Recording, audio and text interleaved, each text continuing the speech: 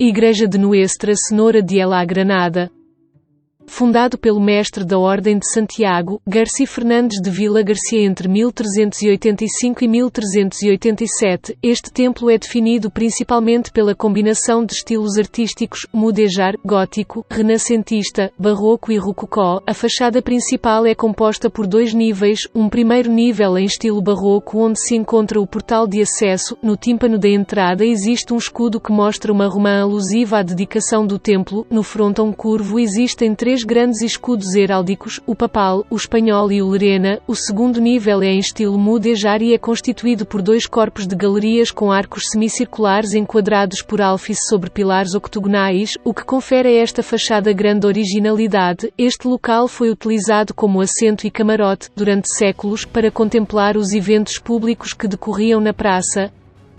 A torre está localizada ao pé do templo e é composta por 5 corpos com duas estruturas diferentes. Os dois primeiros pertencem à torre mudéjar primitiva do século XIV e são feitos de cantaria. No primeiro encontra-se a Puerta del Perdón e no segundo uma janela dupla, típica do estilo mudéjar. No último quartel do século XVI, foram erguidos os 3 restantes corpos de tijolo, já em estilo renascentista. A torre é encimada por uma giralda artística. A entrada posterior do templo data da restauração do século XVIII e aqui também existe o escudo que mostra uma romã. O exterior da Capela Zapata contrasta com esta fachada, em silhares de pedra, em estilo gótico florido com incorporação de elementos renascentistas. No segundo corpo do campanário da torre desta capela aparecem os bustos dos seus fundadores inscritos em medalhões.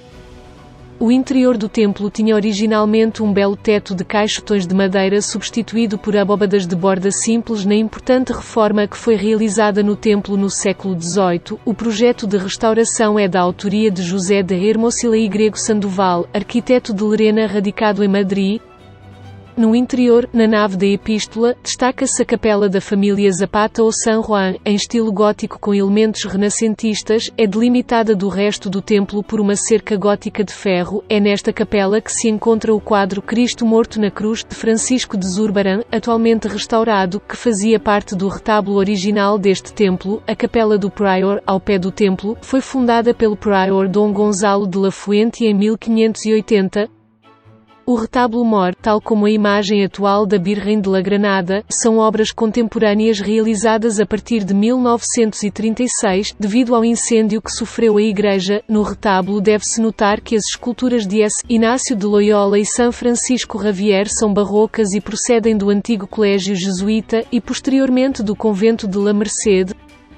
O Santuário da Virgem data de 1700 e no seu interior apresenta uma decoração rococó com gesso branco.